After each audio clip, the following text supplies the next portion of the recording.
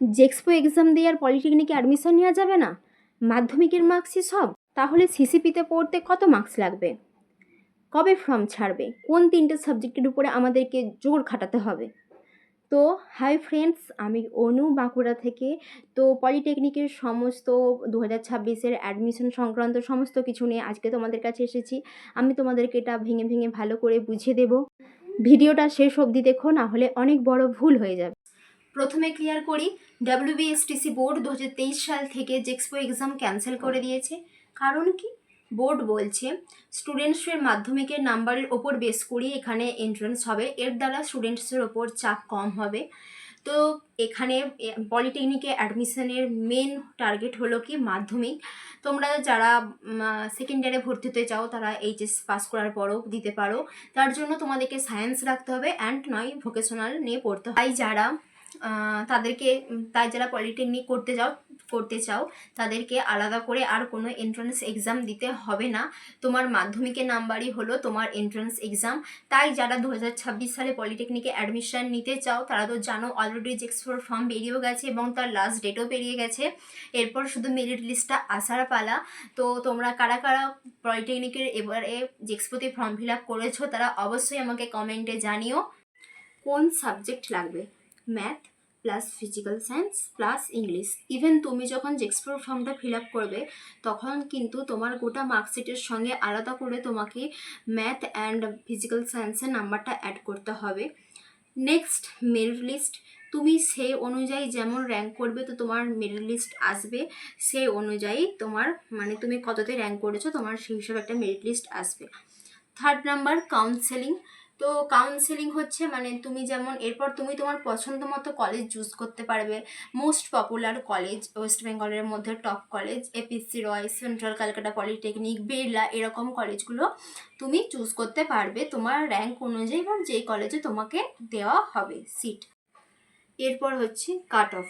তো এপিসি রয়, central Calcutta polytechnic এইগুলোতে cut off একটু সবসময় হাই হয়ে থাকে। আর জেনারেল হলে তো কোনো কথা নেই, তোমরা তো জানো জেনারেলদের অবস্থা সবসময় কীরকম হয়, এসসি এসটি হলে আলাদা। তো আমি তোমাদেরকে একটা কথা সাজেস্ট করব, তোমরা যারা এই ইয়ারে 10-এ পড়ছো তাদের কাছে যদি আমার এই ভিডিওটা পৌঁছায় তো তোমাদেরকে আমি বলবো যে তোমরা সায়েন্সের দিকটাতে 90+ রাখার অবশ্যই চেষ্টা করবে। কারণ যদি সায়েন্সের দিক, হ্যাঁ আমি জানি পার্সেন্টেজ ম্যাটার করে, বাট সায়েন্সের দিকটা তো যদি একটু ভালো নাম্বার থাকে তো তোমার র্যাঙ্কটাকে ওরা আরও এগিয়ে নিয়ে যাবে। কারণ এটা ইঞ্জিনিয়ারিং, তো এখানে ফিজিক্স, কেমিস্ট্রি, ম্যাথ এগুলোর উপরই বেশ করে গোটা ইঞ্জিনিয়ারিংটা যেহেতু, তো আমি তোমাদের সাজেস্ট করবো তোমরা ভালো করে এই সায়েন্স দিকটা পড়ো। তো তোমার গেম প্ল্যান কি? তুমি কি করবে?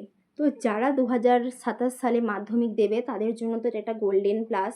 তো তোমরা ভালো করে মাধ্যমিকটা দাও, তোমাদেরকে আলাদা করে জেক্সপোর জন্য কোনো পড়তে হবে না। ইভেন আমি তোমাদেরকে আরও একবার রিপিট করছি, সায়েন্সে অবশ্যই 90+ রাখার চেষ্টা করবে। আর হ্যাঁ অবশ্যই ইংলিশও যদি পারো তো 80+ রাখার চেষ্টা করবে। 90+ রাখলে তো ভালোই হয়। যদি তোমাদের কারো ইংলিশে একটু সমস্যা থেকে থাকে তো তোমরা অবশ্যই 80+ অন্তত রাখার চেষ্টা করবে।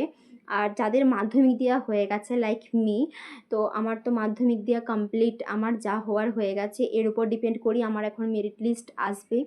তো ঠিক আছে, কোনো সমস্যা নেই। যাদের মনে হচ্ছে যে তোমাদের মাধ্যমিকের নাম্বার অনুযায়ী র্যাঙ্ক তোমরা গভর্নমেন্ট কলেজ পাবে না, তো তোমরা একদম ভয় পেও না। তোমাদের জন্য কিন্তু আদার অপশান আছে, প্ল্যান বি রেডি আছে।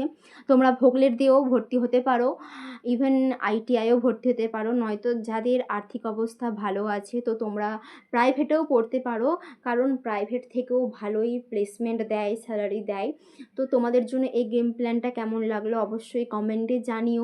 আর হ্যাঁ, গুজবে কান দেবে না। অনেকে বলবে যে এক্সপো এক্সাম আবার স্টার্ট হবে, কিন্তু হবে না আমি যেটুকু খবর পেয়েছি।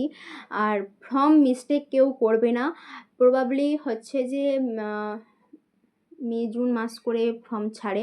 তো তোমরা এর পরের বছর অবশ্যই ওই টাইম দিকে তোমরা সবসময় WBSTC বোর্ডে খেয়াল রাখবে যে কখন ফর্ম ছাড়ছে। কারণ এই ইয়ারে তো শেষ হয়ে গেছে, এখন ওয়েট করা ছাড়া আমাদের হাতে আর কিছু নেই। তো অবশ্যই তোমরা তখন খেয়াল রাখবে। আমার পক্ষে যদি পসিবল হয় আমি অবশ্যই তোমাদেরকে জানিয়ে দেওয়ার চেষ্টা করব। তাই বুঝলে তো, জেক্সপো এক্সাম নেই কিন্তু তোমার স্বপ্ন আছে। মার্কসে এখন তোমার ওয়েপন।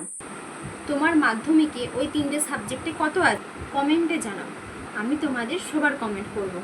আর যদি ভিডিওটা তোমাদের 2 সেকেন্ডও হেল্প করে থাকে তাহলে একটা লাইক করে শেয়ার করে দিও তোমার সেই সব বন্ধুদেরকে যারা পলিটেকনিক নিয়ে খুব টেনশনে আছে। আর সাবস্ক্রাইব করে বেল আইকন অল করে দিও, কারণ কাল আসছি এপিসিওয়াই ভার্সেস সিসিপি এর সমস্ত স্ট্রাকচার নিয়ে এবং তার প্লেসমেন্ট, তার পড়াশোনা সমস্ত কিছু নিয়ে কাল আসছি। আমি অনু, বাঁকুড়া থেকে। দেখা হবে পরের ভিডিওতে। তো স্টে পজিটিভ, স্টে হেলদি এবং ভালো করে পড়াতে মন দাও।